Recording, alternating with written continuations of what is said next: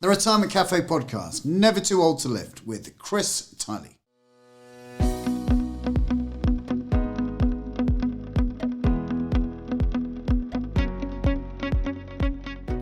Hello, and welcome to another episode of the Retirement Cafe podcast with me, your host, Justin King. If you're thinking about your retirement or already retired, you're in the right place. My aim is to help you plan for and live a successful and meaningful retirement. Retirement is far more than just a financial event. It's a significant life event, a major transition, which will bring with it new challenges and opportunities. So each episode contains tips, information, and inspiration to help you feel more informed and confident about your retirement. I hope you enjoyed today's episode. Hello and welcome to this week's episode. I hope you're well and fighting fit. If you're not, then today's guest may be able to help you get back on track. Chris is a physiotherapist based in Birmingham who has experience of working in hospitals, private practice and with elite sports people. He has a passion for strength training and its benefits for the over 60s, which came from observing his own clients' experiences of pain and suffering. So, along with offering strength training advice and coaching at his physiotherapist practice, Chris has now written a book called Never Too Old to Lift. Now, I am a fan of strength training myself and have been working with a coach for over a year now. So I really enjoy chatting with Chris about his book and, of course, what he's learned about the benefits of strength training as we age. If you're keen to stay strong and fit as you get older, then this episode really is for you. So, without further ado, here's my conversation with Chris. Welcome to the Retirement Cafe podcast, Chris Tiley. Thanks, Justin. Great to be here. Yeah, well, I'm really looking forward to talking to you, Chris, and because you're a bit of an expert and written a book called Never Too Old to Lift, which came out last September. Yep, that's right. Yeah, so it was my little first lockdown project that I worked on. I'd had the Never Too Old to Lift blog running for a while, but suddenly had the time and managed to write the book that I've been meaning to write. Wow. So tell me, I mean, for people who don't know you and what this book's about, so Never Too Old to Lift. Now, for what, tell the audience a little bit about what it's about and why you're so passionate about it. So I suppose quick background on me. So I'm a physiotherapist, and so I've been working in various settings. But more recently within the private practice setting, and the populations I tend to see are of an older generation. And I've developed a particular passion for introducing strength training to those people, but to people who never thought it was possible. And I've seen some fantastic results through not only what they can do in the gym, but actually how it impacts their life outside the gym. And I wanted to try and reach more people than just the people I see in the clinic, and try and get some of those ideas and concepts down in words, and try and create a system and a sort of almost a protocol for people to follow to be able to get those same results themselves and see that actually it is possible for them. Now, Chris, you know, I work with a lot of retirees, and there's a few maybe who take some regular exercise, maybe walking mostly, if that's probably, you know, the idea of going to a gym or weight training in their retirement, I don't think fills a lot of them with a lot of joy, or maybe they just haven't even considered it. Why do you think it's so important? It's basically from the age of 30, but it accelerates from the age of 50. Is we lose muscle strength as we get older, right, unless we take specific actions to counter that. And not only can we slow it down, we can actually reverse it and we can gain strength that we've already lost. Right.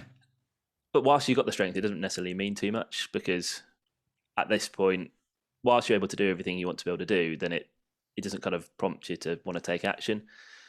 But the problem is it gradually creeps in, and suddenly, if you're particularly sporting and playing tennis and golf and any of the any sort of sports similar to that, you sort of start to find that they become a bit more difficult. You might get aches that take longer to recover, and then you take the option to, or maybe I'll give that sport up, or I'll take an easier option. And then the more things you give up that were actually maintaining your strength, the quicker the decline happens, and then you find that you're not able to do any of the things that really you were able to enjoy, and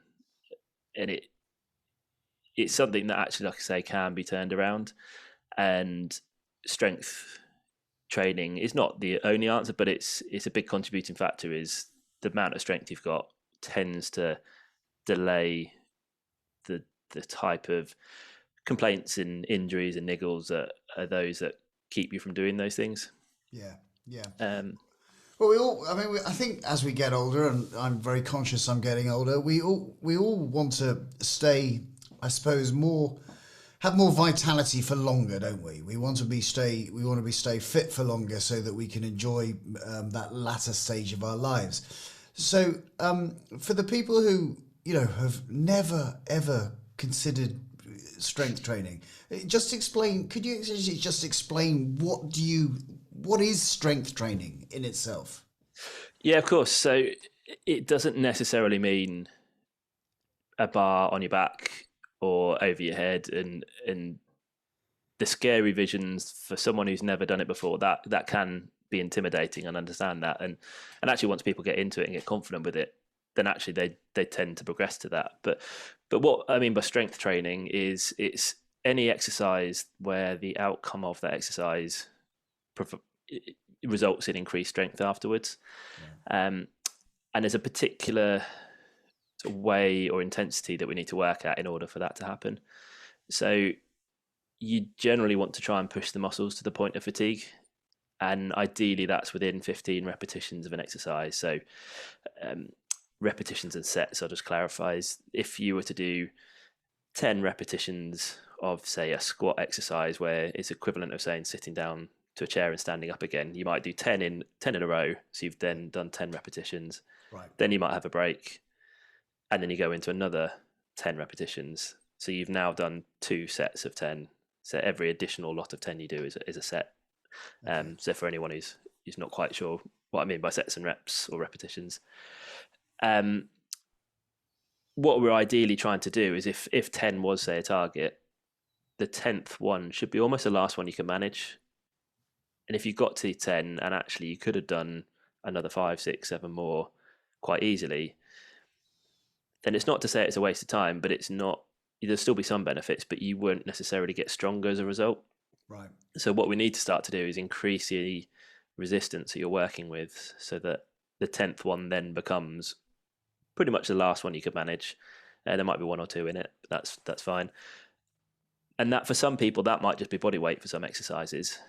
For others, they're going to need some form of external resistance. So that might well be the weights as you think of it in a gym, so a dumbbell, barbell, kettlebell.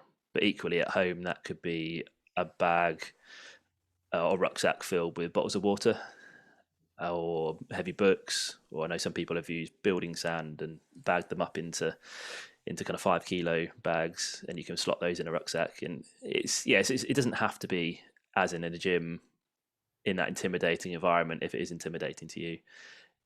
It's any way of building that resistance that's enough to reach fatigue. And like I said, ideally it's within 15 repetitions, and then the closer to 5 you get, that's where you really get more strength as a result.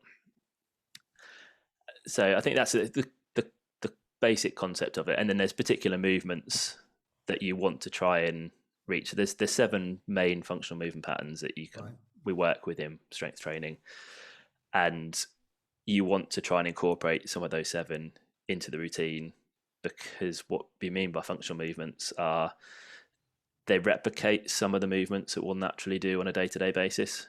And if you've developed them and got them stronger within the gym, then suddenly everything outside the gym becomes a lot easier. Yeah. So Chris, I understand from everything I've read and from the knowledge I've got from your book that this is just as important for males as well as females. In fact, you could probably even possibly say it's even more important for females. Yes, definitely. So as well as loss of muscle strength as we get older, we also lose bone density. Right. And in females, that loss of bone density is a lot quicker after menopause than it is for males. So it's more important that we try and maintain as much of that bone density for females. Well, obviously equally important for males, but females will suffer more if they don't do anything. Right. So this could end up in kind of fractures or bone breakages basically. Yeah, and I mean I don't like to sort of paint too negative pictures moving forwards, but some of the worst case scenarios I've seen are, as you start to lose bone density, you move into what we call osteopenia, which is kind of the precursor to then osteoporosis. Right. And then osteoporosis is that loss of bone density at once you've reached a particular threshold. And then if you were, say, to have a fall, the bones aren't as strong, so they're more likely to fracture. Right. And if you then need surgery or just a period of immobility to recover from that, your muscle strength has now had no stimulus to try and maintain it. So you suddenly lose a lot more muscle strength, which means recovery then becomes a lot harder afterwards. And like I said, this is a lot later on down the line, but earlier you try and take steps to avoid it, the less likely it is to happen. Yeah, and I've seen this firsthand myself from relatives who've ended up in periods in hospital in their latter years, but because they end up kind of immobile for significant periods of time, that when they went in for one thing, which was nothing to do with physical strength and ability to walk and that type of thing. Maybe it was a heart condition or something.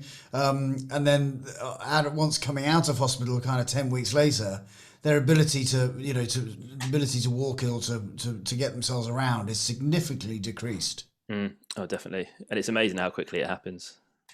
Yeah. So obviously, well, that's all the bad news, but the good news is you can do something about it. And what you're saying, you do something about it at home. Yes, yeah.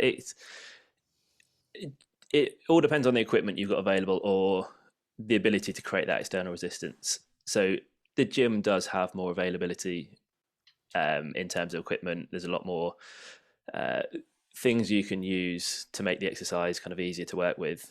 But like I say, you can do this at home. So Amazon is something that's kind of taken over most people's life in the last couple of years, and you can get all sorts of gym equipment on through Amazon, eBay, and places like that. Yeah. But like I say, equally, you could do this with things you find around the house that have some weight to them, and as long as you've got enough resistance to push the muscle to fatigue, then you can do this wherever you are. And like for some people, it will be body weight, but generally, as you progress and get stronger, then you'll need the resistance to then be able to get even stronger again, and then even stronger again. And it's something that's progressive. You want to keep pushing to get more, because that's another mistake I see people make, is they finally have found an exercise routine that they can do that feels like it's challenging them, that's pushing them forwards. But then as they do the same weight and the same number of repetitions for a period of time, it then becomes too easy. But they're scared to move on in case it then goes backwards again. So they just keep working with this routine that isn't pushing them enough now. So they're not getting stronger again. And like I said, it's still good to be moving and good to be exercising. But if you're using that time to do it, you might as well get the most out of it. Okay. So for people listening and thinking, yeah, okay, I'm going to do something about this strength training. I'm going to make sure that I can maintain my body strength. What should be the first steps that they do, really? Where do they go from here?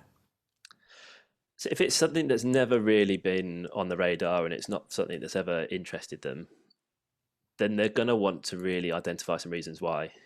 So I get people to try and kind of imagine the two futures of one where they become more frail and they've started to have to give things up, and what that might look like. And as a side note, that is, if you have to start giving up your sport and giving up the long family walks, and also maybe even the opportunity to spend days looking after your grandchildren because it fills you full of dread that how you're going to feel afterwards, is everything you give up, you're also giving up all the social interactions that come with it. So often it's you go and play golf because you have a round with 3 other people, and then you go to the clubhouse and meet even more people afterwards. And if you then can't play golf because the thought of walking 18 holes is just too much, then you're not getting to the clubhouse after either. And then it's a lot of social interactions you give up.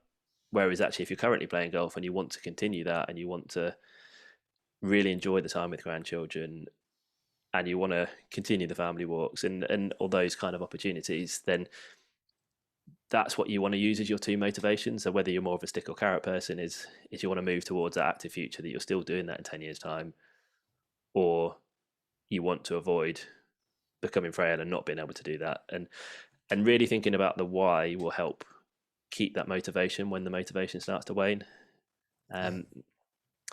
Then we also want to start to think about some of the barriers to keeping that motivation. So you kind of want to start to think, are you going to do it in the gym? Are you going to do it at home? If you're going to do it at home, where are you going to do it? Where are you going to store the equipment? How easy is it to get the equipment out?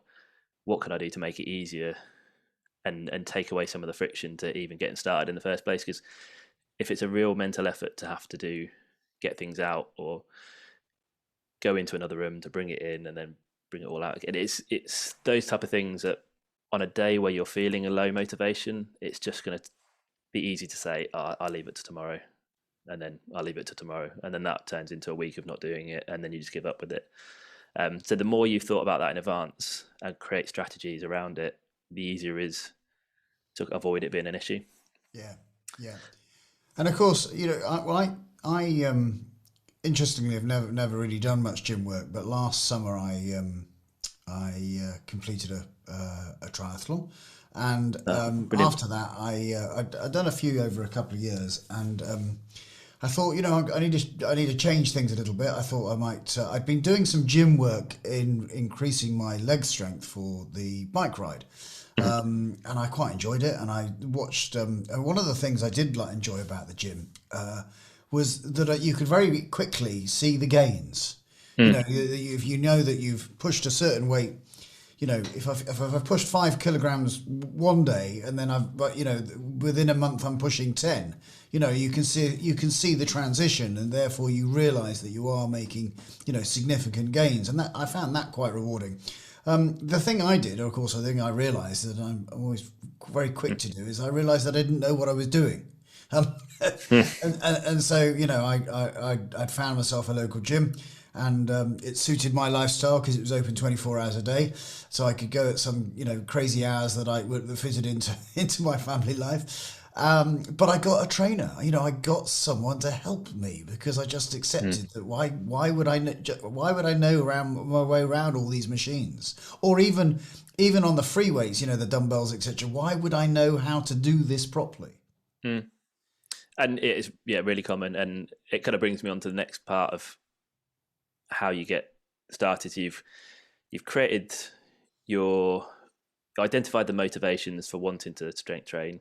You've worked out where you're going to do it and taken away some of the barriers. But the next thing is you need to create a plan, and that plan needs to include what exercises you're going to do, and then how we're going to progress it over a period of time. And I kind of liken it to the couch to 5K for running. Is the reason it works so well is because you don't have to think about anything other than walking out the door, turn the app on, and it tells you what you're going to do that day. Right. Because again, if you have to walk into a gym and decide, okay, what am I going to do today, and then think about it, that takes quite a lot of mental effort.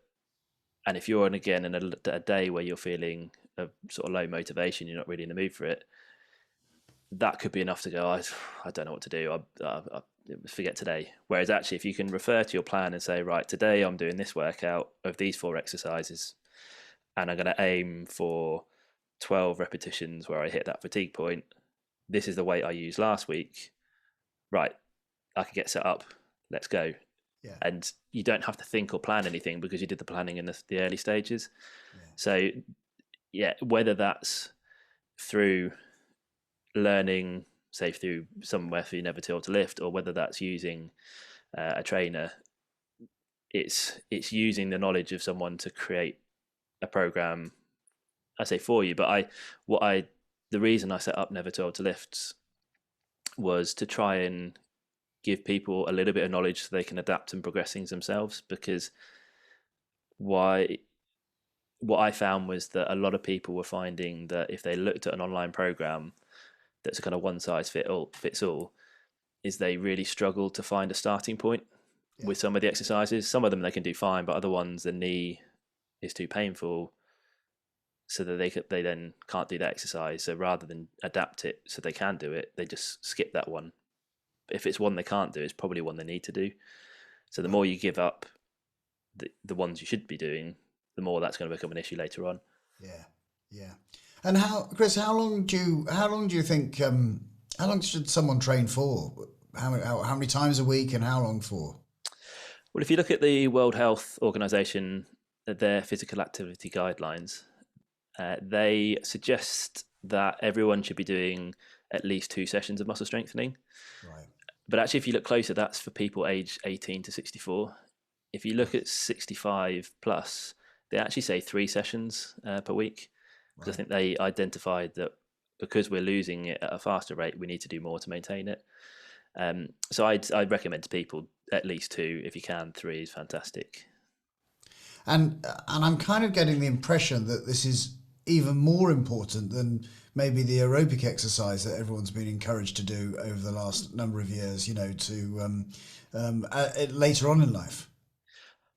Yeah, I think they're pretty equal. I think really it's more that the strength gets ignored, and with the World Health Organization guidelines, most people can tell you the aerobic minutes you should be doing if anyone knows about that side of things. So they say if we're working at moderate intensity, we should be doing 150 minutes a week, or if working at vigorous intensity, we should be doing 75 minutes a week.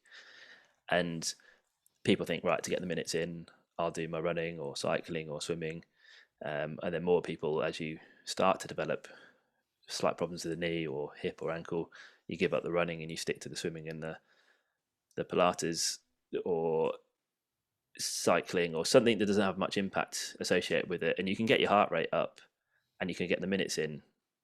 But if you're not providing the stimulus to build strength, then you find that you start to lose it. And most people ignore the strength side of things and they just work on the aerobic side. So the aerobic's just as important, but it gets more of the attention than the strength does. Right. So the strength gets left behind. Yeah. Now, I mean, and then of course, as a physiotherapist, you're going to know a lot about this one, but tell me about, do people then, pick up injuries while they're strength training? It's a common fear is that if you lift heavy weights, you're going to get injured. And I'm not going to deny there's risks associated with it, but equally there's risk associated with running. And it's, if you try to train for a marathon without doing the early stage and you jumped in at the kind of week 10 on your training program, you're probably going to pick up a knee injury. Equally with the strength training, if you jump in and try and push too quickly with the weights, you might well pick up a complaint that then forms into an injury. And it's about making sure we firstly recognize that if we're an older adult, we're not going to be able to work at the rate or progress at the rate that a 20-year-old would be able to. And equally, if we do pick up a complaint, you're not going to be able to recover quite as quickly either. So it's taking things a little bit slower, and that's where fitting into that plan works. So I tend to work on build familiarity with the exercises, start to kind of push a little bit and work at finding a comfortable fatigue point at around 15 repetitions with a lighter weight, and then you can gradually work week by week to increase the weight to reduce the repetitions that you hit that fatigue point later on. But yeah, there are injuries that happen, but if you follow a plan and you follow a few rules, you can generally mitigate those risks. And for me, there's far more risk by not doing the strength training and being weaker, and you fall into the trap of that lack of strength then leads to another injury.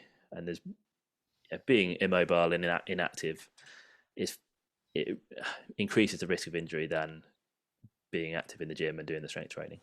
So one of the things I like to think about as I use finance and personal finance as a bit of a link in with the strength training.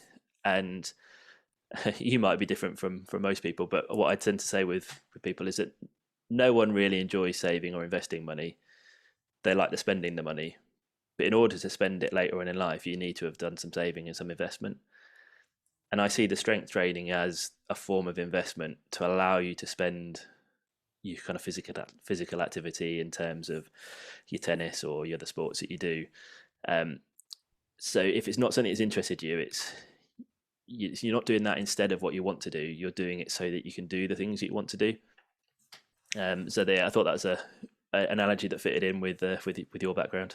Yeah, absolutely. And of course, the longer that you invest in your health and keep strong, the more benefits that you get. So yeah, perfect. So for people listening who want to know more about the work that you do and the book and your website, etc., where do they go from here? So a couple of options. So the first is the Never Told to Lift website. So it's nevertoldtolift.com. Plenty of resources in there. I've created a lot of blog posts. There's one called What Are Reps as Sets, and it's a beginner's guide to strength training. So it gives a few ideas of the terms used and some of the principles I've discussed. Another one called 7 Functional Movements that talks about what those movements are and ideas that you might be able to do to regress them to get started and then progress them again once you have got started. We've obviously mentioned the ebook, which it started off as an ebook that you can download on the site, but it's now available as a paperback on Amazon. So if you go to Amazon and just search Never Told to Lift, it should be the first one that comes up. And then the thing that I've been a bit more active with in the last month or two is YouTube. So I've just created a 3-part video series that tries to help people understand why they should be doing strength training, and then start to move on to some of the basics on how you can get started on your own if you want to, and then it introduces again the book for anyone who's sort of still a bit nervous about getting started. Fantastic. Well, there's a whole heap of resources for people who want to get involved and start looking at it. I highly recommend it. I've really enjoyed it. I'm still doing my aerobic kind of program, but I do enjoy getting to the gym and seeing the progress that I'm making. And I have been, yes, very, very conscious as I've moved beyond 50 that the strength is waning, and I need to do something about it. So I think the work you're doing, Chris, is fantastic, and bringing this information to the wider world is hugely beneficial for everyone who's listening. So thanks for your time today. I really enjoyed chatting to you, and you're doing some great work. So I really appreciate that, and I'll put all the links to the website and to the Amazon book and your information where people can get in touch with you if they've got some questions. Yeah, definitely. And if anyone does have any questions, I'm more than happy to answer those. So there's a contact page on the website. Just send a message on there, and it might not be straight away, but I try and do it within a few days. I'll get back to any questions that you might have. Brilliant. Well, once again, Chris, thanks for your time, and really enjoyed chatting to you. No, thank you very much. Thanks once again to Chris Tiley for chatting to me about his book, Never Too Old to Lift, and his experience of strength training. To find out more about what we discussed, head over to the show notes page on our website at theretirementcafe.co.uk, where you'll find some useful links. Remember that if you prefer to watch my conversations, you will find them all on my YouTube channel, which is Justin King MFP, and you'll find a load of videos, a whole host of videos to help you plan and live a successful retirement. And as always, if you have found this podcast helpful, please share it with a friend or write a review to help more people like you find us. So until next time, this is Justin King helping you feel more informed in your retirement.